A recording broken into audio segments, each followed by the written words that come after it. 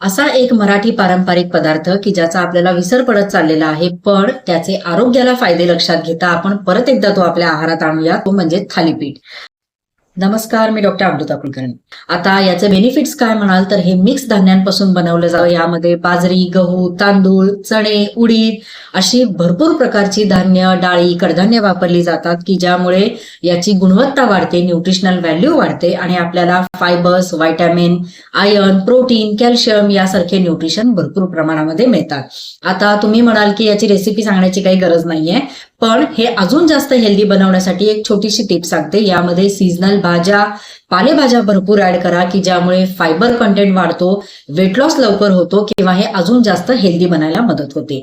आणि अजून एक महत्वाचं म्हणजे त्यामध्ये तीळ ऍड करा की ज्यामुळे चव तर वाढतेच पण कॅल्शियम सुद्धा मिळतं.